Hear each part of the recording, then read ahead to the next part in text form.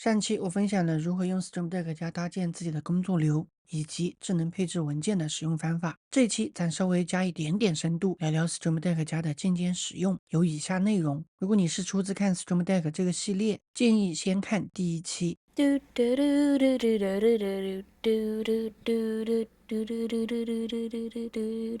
Stream Deck 加的触控板除了可以实时显示当前旋钮的功能和设定参数外，也可以对其进行以下两种操作：点按会触发你预先设置好的操作，左右滑动则会进行翻页。对于旋钮，我常常用来调整各种属性的增加或者减少。第一个旋钮我用来调整声音的大小，在右侧旋钮分类下拖动系统多媒体到旋钮上，旋钮的操作属性选择音量。第二个旋钮用来控制多媒体的播放，拖动系统多媒体到旋钮上，旋钮的操作属性选择玩家。第三个旋钮我用来进行摄像头的远近调整。第四个旋钮我用来调整直播软件中麦克风的声音大小。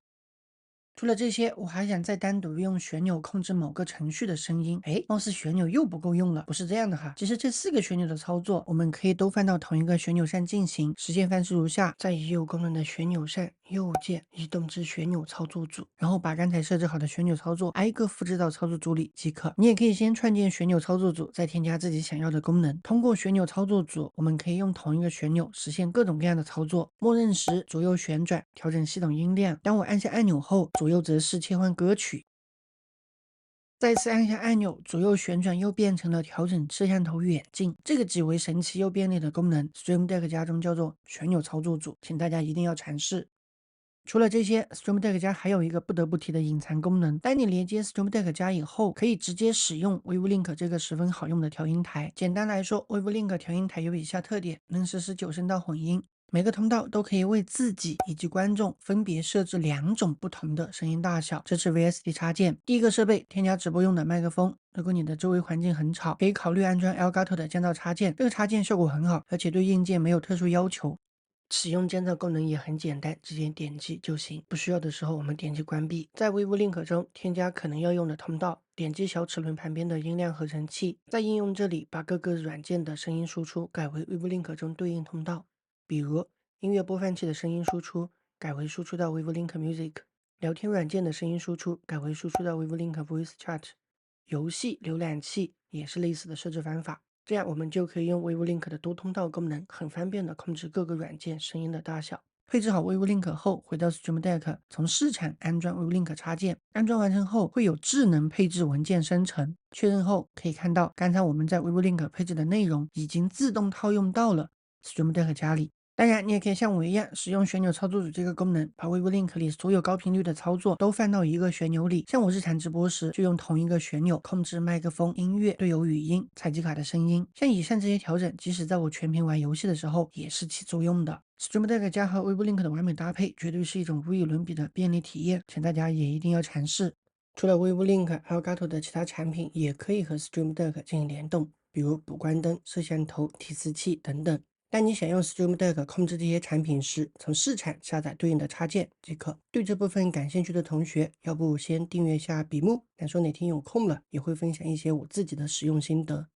我们之所以能够用 Stream Deck 加来控制软件和硬件，这是因为 Stream Deck 通过插件的形式，已经与其他软件在内部做好了沟通。我们只需把功能拖到按钮上即可完成设置。上一期影片中，我简单介绍过 Elgato 的市场，市场中可购置图标、配置文件、音频、图形、视频等资源。这次我整理了一些我自己常用的插件，分享给大家。第一个 OBS Studio 用于对 OBS 进行一些操作，比如场景切换、声音控制、保存回放等等。这些直播前相关的内容，我会在下一期影片中做详细的分享，值得订阅。第二个 OBS Tools 可以把 OBS 一些统计信息直接显示到按钮上，比如使用 OBS 直播时占用了 CPU 多少的资源， OBS 编码是否有问题，也可以对 OBS 进行一些操作。第三个 Audio Switcher 可以在2个设备之间快速切换声音输出。第四个 Volume Controller 这个插件可以任意选取某个程序的声音，从而对其进行快速操作。使用这个插件时，如果应用程序这里找不到你的应用，那么你需要在程序那边先制造一些声音出来后，再来这边选择。建议把调整单位拖动到数字5这里，这样调整时变化比较明显。